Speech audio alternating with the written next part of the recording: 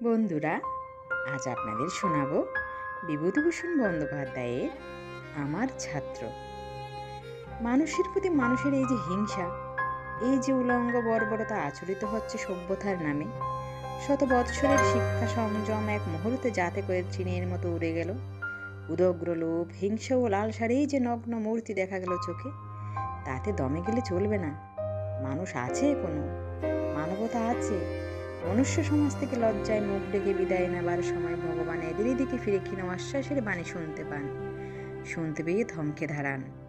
আমাদের গণেশ দাদার কথা বলবার যোগ্য বলে এতদিন ভাবতামই না, কিন্তু আজ দেখছি গণেশ দাদার ছবি আমার মনের পটে মস্ত বড় হয়ে ফুটে উঠেছে। এর আরেকটা কারণ যে গণেশ দাদা আমার ছাত্র। গণেশ দাদার নাম গনসামুচি। আমাদের গ্রামের মুচিপাড়ার ছোট্ট ঘরের চারচালা ঘরে দুটি গরু, 4-5টি বাছুর এবং স্ত্রী পুত্র নিয়ে উঠানে লাউ মাচা, পুঁই মাচা বানিয়ে, ফুনকে নটে শাক বুনে, মেটে আলু বুনুল তুলে হাটে বিক্রি করে সংসার চালাতো। যখন পাঠশালায় পড়ি তখন হরিশ জ্যাঠামশাইয়ের বাড়ি গণেশ মুচি কৃষাণের কাজ করে। আমরা গণেশ দাদা বলে ডাকতাম, অন্য লোকে বলতো গনসামুচি। মিশকালো, দোহারা গরণ, মুখে এক প্রকার শান্ত, দিন ভাব, লাজুক নম্র দুটি চোখ, সর্বদাই যেন অপ্রতিভ, যেন কি একটা মহা অপরাধ করে ফেলেছে সে। হরিশ জ্যাঠামশাই কড়া প্রকৃতির গ্রাম্য গাতিদার। গণেশ দাদাকে ডেকে বলতেন, এ গনসা, বাবলাতলার জমিতে দোয়ার দেওয়া হয়েছে? গণেশ অমনি হাত কসলাতে কসলাতে বলতো, আজ্ঞে না বাবা ঠাকুর, কাল তো মোটে লাঙল দিলাম। হারামজাদা, এতদিন ঘুমোচ্ছিলে নাকে তেল দিয়ে? কবে বলেছি চষতে ওই ভুঁই? জমিতে লাঙল না লাগলে কি রব বাবা ঠাকুর, আজ সাঁঝবাতির মধ্যে দোয়ার দিয়ে দেবানি, না দিলে জুতিয়ে তোমার আজ হাড় কোলে নেবো, মনে থাকে যেন।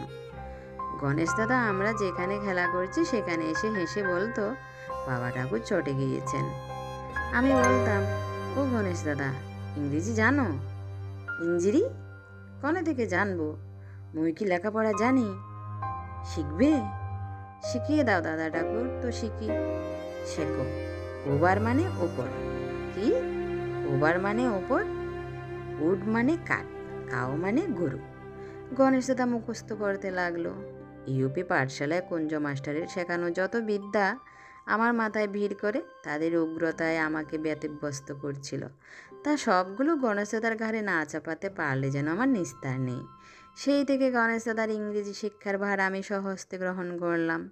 গোটা ওয়ার্ড বুকখানা গণেশ দাদাকে কণ্ঠস্থ করাবার সে কি দুঃসাধ্য প্রচেষ্টা আমার। মুখে মুখে শেখানো ছাড়া অবশ্যই অন্য উপায় ছিল না। গণেশ দাদার ভাষাতেই বলি, মা সরস্বতীর ঘরের ঝঙ্কাট কখনো মারায়নি যে। গণেশ দাদা কিন্তু শিখলো অনেক কথা। শ্রুতি স্মৃতির প্রাচীন উপায়ে প্রায় ডজন খানেক ইংরেজি শব্দের ঐশ্বর্যে সে ঐশ্বর্যবান হয়ে উঠল। আমিও শিষ্য গর্বে গর্বিত হয়ে উঠলাম রীতিমতো। আমার সে গর্ব মাঝে মাঝে বড় অশোভনভাবে আত্মপ্রকাশ করত গণেশ দাদার লাজুকতা ও অপ্রতিভ ভাবকে আরও বাড়িয়ে। যেমন একটা উদাহরণ দিই, হরিশ জ্যাঠামশাইয়ের বাড়ি তার বড় ছেলে ফুটুদাকে বিয়ের জন্য কন্যাপক্ষ দেখতে এসেছে 2-3টি ভদ্রলোক শ্যামনগরের কাছে কোথায়। আমরা ছেলেরা বলা বলি করলাম, শ্যামনগর অর্থাৎ শহরের দিকে যতই বাড়ি হোক বাছাদন্দে, আমাদের অজপাড়াগা বলে যে নাক ছিটকবেন তা হতে দিচ্ছি নে। দেখিয়ে দেব এই গ্রামের একজন মুচি কৃষাণও ইংরেজি কেমন জানে। সেই ভদ্রলোকের দল যখন হরিশ জ্যাঠামশাইয়ের চণ্ডী মণ্ডপে বসে আছে, তখন আমি গণেশ দাদাকে ডেকে বললাম, এই দেখুন এদের মাইন্দার কেমন ইংরেজি জানে। তাদের মধ্যে একজন কৌতূহলে সুরে বললে, তাই নাকি, দেখি দেখি। আমি অমনি বলি, গণেশ দাদা ওবার মানে কি? গণেশ হাত উপরে তুলে বলল, উপর, ওয়াটার জল, স্কাই আকাশ ইত্যাদি। 1 ডজন শব্দের ক্ষীণ পুঁজির সাথে আমি থেমে গেলাম। গণেশ দাদার দিকে শহরের চালবাজ লোকদের সব প্রশংস দৃষ্টি পড়ুক, এই আমার ইচ্ছা। আমার উদ্দেশ্য সফল হলো। শহুরে বাবুরা ওর দিকে চেয়ে চেয়ে বললে, বাহ বাহ, এই লোকটি তো বেশ। কি নাম তোমার? বেশ, এদিকে এসো। ওরা 4 আনা বকশিস করলো তখনই। অর্থকরী বিদ্যা বটে ইংরেজি। সেই থেকে গণেশ দাদার কি উৎসাহ ইংরেজি শেখবার। 7 দিনের মধ্যে আরেক ডজন শব্দ কণ্ঠস্থ করে ফেললে। আরেক দিনের কথা মনে পড়ে, শীতকাল, বাটিতে রুটি হচ্ছে, দুধ আর গুড় দিয়ে খাবো বলে মনে খুব ফুর্তি। এমন সময় পীতাম্বর রায় জ্যাঠামশাইয়ের বাড়ি, হইচই শুনে সেদিকে গেলাম। গিয়ে দেখি তার চণ্ডী মণ্ডপের সামনে লোকে লোকারণ্য। পীতাম্বর রায়, হরিশ জ্যাঠামশাই, নবীন চক্রবর্তী প্রভৃতি বিশিষ্ট ভদ্রলোকেরা চণ্ডী মণ্ডপে বসে। পীতাম্বর রায় খুব চিৎকার করছেন ও হাত পা নাড়ছেন। উঠানের মাঝখানে গণেশদা মুখ চুন করে দাঁড়িয়ে রয়েছে। ব্যাপার শুনে বুঝলাম পীতাম্বর রায়ের একটি গরু আজ 2 দিন হারিয়ে গিয়েছিল। আজ সেটা গণেশদাদার বাড়ির পেছনে মুচিপাড়ার বড় আম বাগানে, যার নাম এই গ্রামে গলায় দড়ির বাগান। লতা দিয়ে বাঁধা ছিল এবং তার লেজটাকে দা দিয়ে অনেকখানি কেটে দিয়েছে। ঝরঝর করে রক্ত পড়ছে লেজ দিয়ে। এই অপরাধের সন্দেহ গিয়ে পড়েছে গণেশ দাদার উপর। কারণ প্রথমত মুচিরা গরুর চামড়া বিক্রি করে, দ্বিতীয়ত গরু গণেশ দাদার বাড়ির পেছনে বাঁধা ছিল, তৃতীয়ত গণেশ দাদা গরিব। সুতরাং গণেশ দাদাই রাত্রে গরুটি কেটে চামড়া খুলে নেওয়ার উদ্দেশ্যে সেটাকে লুকিয়ে রেখেছিল তার বাড়ির পেছনের আমবাগানে। দায়ের কোপও সেই মেরেছে। পীতাম্বর রায়ের ও হরিশ জ্যাঠামশাইয়ের যুক্তির মধ্যে যে ফাঁক ছিল তা কারো চোখে পড়ল না। গণেশ দাদার বক্তব্য প্রথমত সুসম্বন্ধ নয়, দ্বিতীয়ত ভয়ে তার বুদ্ধিশুদ্ধি লোপ পেয়েছিল। সুতরাং আত্মপক্ষ সমর্থনে সে পটুত্বের বিশেষ পরিচয় দিল না। সে কি মারটায় মারলেন পীতাম্বর জ্যাঠামশাই! ওকে পা থেকে চটি জুতো খুলে কত ঘাল কেটে গিয়েছে, দীর্ঘ 35-36 বছর। কিন্তু আজও আমি চোখের সামনে গণেশ দাদার যন্ত্রণা ও লজ্জাকাতর মুখ দেখতে পাই। মার বটে একখানা। শুধু শোনা যায় পীতাম্বর রায়ের তর্জন গর্জন এবং চটাং চটাং জুতোর শব্দ গণেশ দাদার পিঠে। পিঠ ফেটে রক্ত পড়তে লাগলো দর দর করে। তখনও পীতাম্বর জেঠার থামবার চেহারা ছিল না। নীলু বারুজ্যের ছেলে মণি দাদা, জোয়ান চোকরা, দৌড়ে গিয়ে পীতাম্বর রায়ের হাত ধরে টেনে এনে নিরস্ত করলে। আহা! গণেশ দাদা বসে হাঁপুস নয়নে কাঁদতে লাগলো। আমি জানতাম গণেশ দাদা নির্দোষী। আমার চোখ দিয়ে জল পড়তে লাগলো গণেশ দাদার কান্না দেখে। ইচ্ছে হলো পীতাম্বর জেঠার কান ধরে কেউ এখনই ঘুরপাক দেয় তো আমার মনের রাগ মেটে। এসব বাল্যকালের কথা। সারা বাল্যকাল ধরে দেখেছি গণেশ দাদা লোকের 5-4 মাস খাটতে খাটতে দিন আনতে 1 থালা রাঙা আঁশ চালের ভাত কায়ক্লেশে জোগাড় করছে। তাতেই তার কি খুশি। ও গণেশ দাদা, আজ কি খেলে? আমি হয়তো প্রশ্ন করি। তখন গণেশ দাদা আস্তে আস্তে বলবে, যেন কল্পনায় খাদ্যগুলো সে আবার পরম তৃপ্তির সঙ্গে আস্বাদ করছে। খেলাম, তা খেলাম মন্দ নয়। তোমার বড় বৌদিদি রেঁধেলে অনেকগুলি। খেলাম ধরো ভাত, শুল্কর নাঙা ডাঁটা দিয়ে, কুমড়ো দিয়ে, পেঁয়াজ দিয়ে ঝিঙের ঝাল, বাগুন দিয়ে, পেঁয়াজ দিয়ে, কাঁচা লঙ্কা আর তেঁতুল, তা বেশ খেলাম। কি বলো? বেশ খেয়েছ, আর কি খাবে? কোনোদিন জিজ্ঞাসিত না হয়েও একগাল হেসে বলতো, দাদা ঠাকুর আজ খুব খেলাম। কী গো গণেশ দাদা, কি বলো দিনি? গণেশ দাদা সকৌতুকে আমার দিকে তাকায়। তা কি জানি, তুমি বলো। আজ আমার বৌদিদি বড্ড করে উস্তে শাক আর দয়া কলা দিয়ে একটা তরকারি আর পান্তা ভাত। খাওয়াটা লোভনীয় বলে মনে না হলেও মৌখিক তারিফ না করে উপায় নেই গণেশ দাদার কাছে। খাওয়ার তো এই দশা। পরনে ময়লা ছেঁড়া কাপড় কিংবা গামছা ছাড়া তো গণেশ দাদার ছবি মনেই করতে পারি না। অথচ ব্রাহ্মণপাড়ার অর্ধেক কাজে গণেশকে না হলে চলেই না। বেশিরভাগই বেগার। ওরে গনসা, আজ উঠানের কাঠগুলো ঘরে তুলে দিয়ে আসিস তো। গনসা, গাছে নারকেলগুলো পেরে দিতে হবে ওবেলা। গরুটো পন্টে গিয়েছে রে। তুই দুপুরবেলা একবার এসে গরুটো আজ নিয়ে দিবি, বুঝলি? গনসা, আমার গাছের দুকাদি গাছকলা হাট থেকে বিক্রি করে দিতে হবে বাবা। শুধু মিষ্টি কথা, ব্যাস ওই পর্যন্ত। কখনো গণেশ দাদা মুখ ফুটে একটা পয়সা মজুরি ও 5-4 মাস কাটার জন্য চাইতো না। বরং বলতো, ব্রাহ্মণ দেবতা, ওনাদের পা ধোয়া জল গেলেই সজ্ঞ, ওনাদের একটু সেবা করব, তার আবার পয়সা। কিন্তু শুধু ব্রাহ্মণের নয়, আমি যে কোনো জাতির সেবা করতে দেখেছি ওকে অম্লান বদনে। জেলেপাড়ার অথর্ব বুড়ি বিন্দের মাকে তার সঞ্চিত তেঁতুল কাঠের গুড়ি কুরুল দিয়ে চেলা করে দিতে দেখেছি। কত ক্রিয়াহীন মধ্যাহ্নে ব্রাহ্মণপাড়া চণ্ডী মণ্ডপগুলি যখন অলস যুবক প্রৌঢ়দের পাশাদা বা ক্রীড়ার বিবিধ ধ্বনিতে অথবা দিবানিদ্রা বিভূত ব্যক্তিদের নাসিকা গর্জনে মুখরিত, তখন গণেশ দাদা কারো তেঁতুল গাছে তেঁতুল পেরে দিচ্ছে, না হয় কারো কলাইয়ের গাছ বুঝে গাড়ি চালিয়ে খামারে আনছে, ঘামে ওর সারা দেহ ভিজে। মাথার চুল ধুলি ধূসর, পেটে পেট লেগেছে, কারণ এখনও খাওয়া হয়নি। কখনো দেখিনি গণেশ দাদা কারোর সঙ্গে ঝগড়া করেছে কিংবা চড়াশুটে কথা বলছে। আমার বাল্যকাল কেটে গেল। কলেজে পড়ে দুটো পাশ করে গ্রামে ফিরে যেতে পথে গণেশ দাদার সঙ্গে দেখা বেলতলার মাঠে। গণেশ দাদা গরু চড়াচ্ছে মাঠের মধ্যে একটা গাছতলায় দাঁড়িয়ে। পাশ দিয়েই আমার পথ। গণেশ দাদাকে ডেকে বললাম, ও গণেশ দাদা, চিনতে পারো? তা চিনতে পারবো না, দেখো দিনই তার ঠাকুর, কোলে পিঠে করে মানুষ করলাম, আর চিনতে পারবো না? কত বছর দেখিনি। কোথায় ছিলে একদিন আমাদের বলে? মামার বাড়ি। তুমি তো বুড়ো হয়ে গিয়েছো দেখছি, মাথার চুল পেকেছে। হ্যাঁ গণেশ দাদা, ওমা, তোমাদের কোলে করে মানুষ করলাম, তোমরাই কত বড় হয়ে গেলে, মই আর বুড়ো হব না? বয়স কি কম হলো? ভালো আছো? হ্যাঁ গণেশ দাদা। হ্যাঁ ভালো, তোমরা সব ভালো? গণেশ দাদাকে এই বয়সে গরু চড়াতে দেখে আশ্চর্য হলাম। কারণ পল্লীগ্রামে গরু চড়ানো হলো বিষয়কর্মের প্রথম সোপান। সাধারণত বালকেরা এই কাজ করে থাকে, তারপর ক্রমোন্নতির ধাপে ধাপে উঠতে শুরু করে। মোটামুটি সেটা এইরকম। প্রথম গরু চড়ানো 17 বছর পর্যন্ত, দ্বিতীয় জন খাটা 16-17 থেকে 30 বছর বয়স পর্যন্ত, তৃতীয় হচ্ছে অপরের কৃষাণগিরি করা 25 থেকে 30 থেকে 40 বছর পর্যন্ত, চতুর্থ হচ্ছে নিজের জমিতে চাষাবাদ করা, এই সৌভাগ্য সকলের ঘটে না। পঞ্চম হচ্ছে বাড়িতে ধানের গোলা বাঁধা, যেমন অনেকেই ব্যবসা করে কিন্তু ধনী হতে পারে না, তেমনি চাষ অনেকেই করে কিন্তু গোলা বাঁধতে পারে না, এই সৌভাগ্য কচিত ঘটে চাষির ভাগ্যে। 6 নাম্বার হচ্ছে, কিন্তু এই লিখছি কেন, এই ভাগ্য সকলের হয় না, ব্যবসাদার মাত্রেই কি টাটা বিরলা হয়? তবুও এটার উল্লেখ করতে হবে।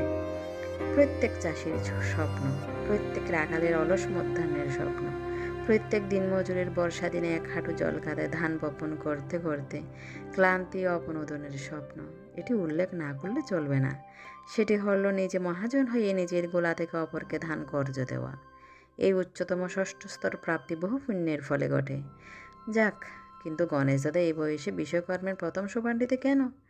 এই প্রশ্ন আমার মনে না উঠে পারল না। পাড়াগাঁয়ে এই বয়সেও যারা গরু চড়ায়, বুঝতে হবে তারা ভাগ্যলোককে, তারা নিতান্তই অবহেলিত, তারা নিতান্তই অভাজন। এই প্রশ্ন গণেশ দাদাকে করলাম না, যদিও মনে কষ্ট পায়। আমার কিন্তু মনে বড় কষ্ট হলো পক্ষকেশ গণেশ দাদাকে পাঁচন হাতে তালপাতার ছাতি মাথায় গরু চড়াতে দেখে। গণেশ দাদা বললে, বসো বসো দাদা ঠাকুর, তামুক খাবা? ও শিখিনি, এতটুকু দেখেছি তোমারে, কত বড়টা হয়ে গিয়েছ। হ্যাঁ দে, জিজ্ঞেস করে দিনি সেই ইঞ্জিরি মনে আছে কিনা দেখি। ও অনেক দিনের কথা, উচ্চ প্রাইমারি পাঠশালার সেই দিনগুলি কতকাল আগে অতীতে মিলিয়ে গিয়েছে।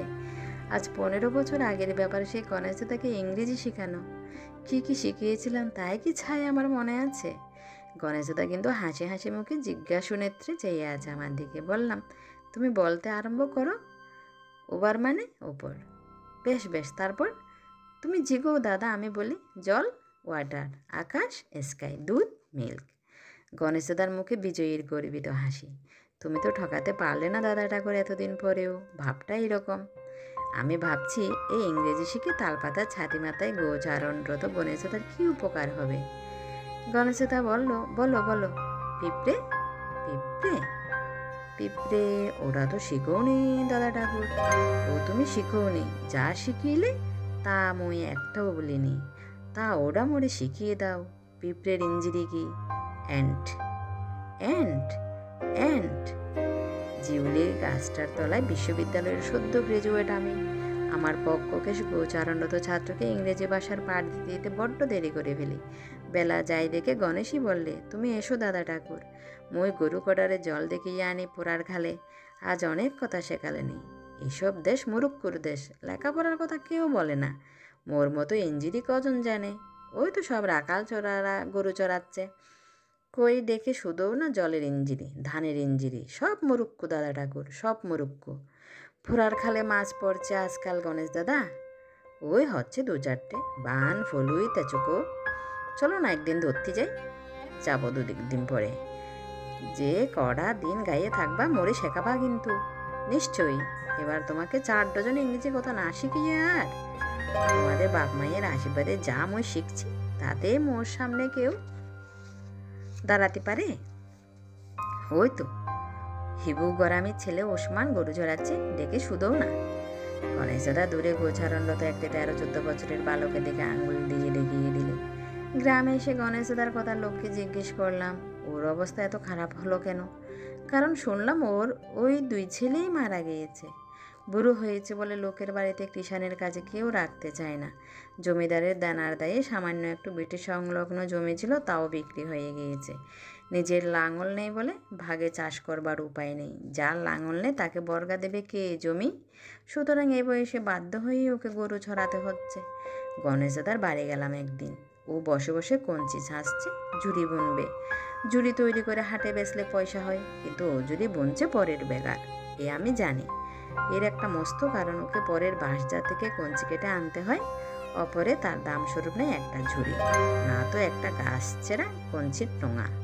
গণেশ দাদার ঘরে কঞ্চির ঝাপের বেড়া, চালে ঘর নেই। একটা চাল কুমড়ো লতা উঠিয়ে দিয়েছে চালে। চাল কুমড়োর ফুল আর ফল যথেষ্ট হয়েছে। লতাগুলো চাল ছাড়িয়ে এদিক ওদিক ঝুলে পড়ে বাতাসে দুলছে। একটা ধাড়ি ছাগল ঘরের শেষতলায় পরম তৃপ্তিতে কাঁঠাল পাতা চর্বণ করছে। ওর বউ গৃহকর্ম করছে। বেশ লাগলো আমার। ঘরে পেতল কাঁসার সংস্পর্শ নেই। মাটির কলসি, মাটির হাঁড়ি সরা, মাটির ডাবর, মাটির ভারে জল রাখা আছে। ভাত খায় কলার পাতায়, নয়তো চামড়ার বিলের পদ্ম পাতায়। আমাকে বললে, চাল কুমড়ো একটা নিয়ে যাও দাদা ঠাকুর। ও আমি কি করব? নিয়ে যাও, বেশ শুক্তুনি করো তোমরা। মোরা শুক্তুনি রাখতে জানি নে। বামুন বাড়িতে কত শুক্তুনি খেয়েছি আগে, পস্কার লাগে। কেন বৌদিদি শুক্তুনি রাঁধতে জানে না? অত তেল মশলা কনে পাবো মোরা? দাদা ঠাকুরের যেমন কথা, ওসব তরকারি কি মোরা খেতে জানি না পারি? ওদের ঘরের দাওয়ায় একজন খুনখুনে বুড়ি ছাড়া গায়ে শুয়ে আছে, অনেকক্ষণ থেকে লক্ষ্য করেছিলাম। গণেশ দাদাকে জিজ্ঞেস করে তো বললে, আরে ও সেই রতনের মা, ওর চেনো না? রতন ঘর ছেড়ে পালিয়েছে এক বাগদি মাগিকে নিয়ে। ওর মা যায় কনে, কেউ দেখে না। 2 দিন না খেয়ে ঘরের মধ্যে পড়েছিল, তাই ওরে এনে রেখে দিলাম মোর এখানে। চোখের উপর না খেয়ে মরবে, পাড়া প্রীতিবাসী, চোখে কি দেখা যায়? তাই ওরে এনে রেখে দিলাম। যদি মোদের জোটে তোমারও একবেলা জুটবে। তাও নড়তে পারে না, জ্বর সর্দি কাশি। একটু হোমিওপ্যাথি ওষুধ এনে দিয়েছিলাম জগানন্দপুরের ডাক্তারবাবুর কাছ থেকে। 2 আনা দাম নিয়ে এলো। তা যদি কোনো উপকার হলো দাদা ঠাকুর? তুমি জানো হোমিওপ্যাথি? না, আমি জানি না। আচ্ছা, আমি দেখবো এখন ওবেলা ওষুধের ব্যবস্থা। কি দেব তোমাদের দাদা ঠাকুর তাই ভাবছি। কিছু দিতে হবে না, তুমি কথা বলো, আমি শুনি। কিন্তু কথা কইতে গণেশ তা জানে না। তার সংকীর্ণ জীবনযাত্রার ক্ষেত্রে যে অভিজ্ঞতা সে সঞ্চয় করেছে আজ 50-55 বছর ধরে, সে যতই সামান্য হোক, বলতে জানলে তাই নিয়ে চমৎকার কথা জাল রচনা করা যেত, যা আকাশকে বাতাসকে রাঙিয়ে দিতে পারত, শুকনো ডালে ফুল ফুটাতে পারত, চামটার বিলের পদ্ম ফুলের পদ্মগন্ধি রেণু আমাকে নাকে উড়িয়ে নিয়ে আসতে পারত। গণেশ দাদা সেসব পারে না, তবুও ওর সঙ্গ আমার এত ভালো লাগে। কথার দরকার হয় না, ওর নিরুপকরণ ও অনাড়ম্বর সাহচর্যই আমার মনে একটি মৌন নিরিখের আবেদন বহন করে আনে। সেবার চলে আসার পর 5-6 বছর আগে গণেশ দাদার সঙ্গে আবার দেখা। গণেশ দাদার মাথার চুল পেকে একেবারে সনের নুড়ি হয়ে গিয়েছে। পিঠের দিকটা বেঁকে একটু কুঁজো হয়ে গিয়েছে সামান্য। শরৎকাল, পুজোর ছুটি। সেবার নদীতে একটু বন্যার আভাস দেখা গিয়েছে। কাশফুল ফুটে আলো করেছে নদীর 2 পার। নদীর ধারের মাঠে গণেশ গরু চড়াচ্ছে। খুঁজতে খুঁজতে বার করলাম। ওর মাথার চুল আর ওর চারিপাশে কাশফুল একই রকম দেখতে। বৃদ্ধ গণেশ দাদা সেই 5-7 বছর আগের মতো তালপাতার ছাতি মাথায় দিয়ে লাঠি হাতে গরু চড়াচ্ছে।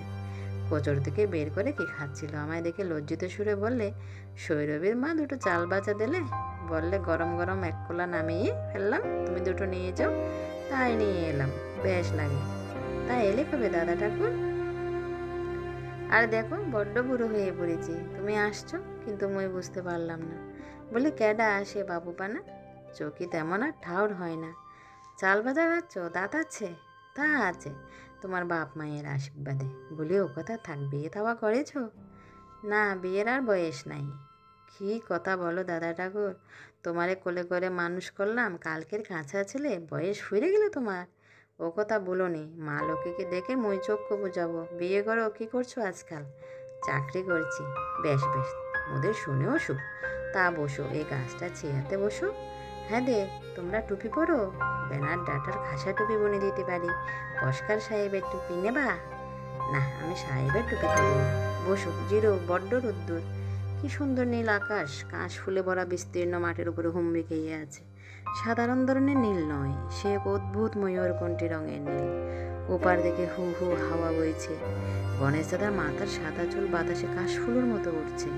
আমার কাছে ছবিটি বেশ লাগে। গণেশ দাদা এবার ছাল ভাজা খাওয়া শেষ করে নদীর পাড় বেয়ে জলে নেমে দুহাতে আজলা করে জল খেয়ে সরস তৃপ্তির সঙ্গে আহ বলে একটা দীর্ঘস্বর উচ্চারণ করলে। আমার কাছে সে বললে, তামুক খাবা? খায়নি, দাঁড়াও সাজি, মোর দা কাটা করসান তামাক বড্ড তোলো। কিছু নেই, শুধু তামাক আর গুড়। বাজারের তামুকে চুন মেশাই। বলে, হ্যাঁ দে দাদা ঠাকুর, একটু শুধুও দেখি। কি সেই ইঞ্জিরি?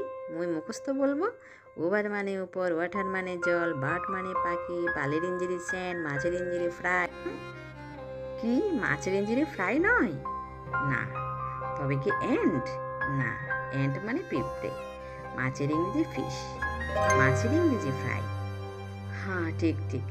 বলি, হ্যাঁ দে, বয়স হয়েছে আজকাল অনেক, সব কথা ঝক করে মনে পড়ে না, বেশ স্মরণ হয়ে যায়। আর তুমি না এলে তো চর্চা হয় না, সব মুরুক্কু। কার সঙ্গে ইঞ্জিরি বলি বলো দেখি? আরেক ডজন ইংরেজি শব্দ বসে বসে আমার জ্ঞান পিপাসু শুভ্রকেশ ছাত্রকে শিক্ষা দিলাম। সেই কাশফুল ফোটা চড়ে বসে শরতের অপরাহ্নে। আগের শেখা শব্দগুলোও একবার সে ঝালিয়ে নিলে মহা উৎসাহে। তারপর সেই বিদ্যার বোঝা বহন করে সেই বছরের মাঘ মাসে নিমোনিয়া রোগে আক্রান্ত হয়ে গণেশ দাদা পরলোক যাত্রা করলে। পর বছর পুনরায় দেশে ফিরে গিয়ে আর ওকে দেখতে পাইনি। কি বৈষয়িক উন্নতির দিক থেকে, কি ইংরেজি শিক্ষার দিক থেকে। গণেশ দাদা সারা জীবন প্রথম সোপানের দিকেই রয়ে গেল বটে, কিন্তু আমার দৃঢ় বিশ্বাস ওর মধ্যে এমন কিছু ছিল যার সাহায্যে ও সব সোপান অতিক্রম করে, আমাদের অনেককে অতিক্রম করে অনেক উঁচুতে গিয়ে পৌঁছেছিল। তাই আজকার দিনে বারবার তার কথা মনে পড়ে।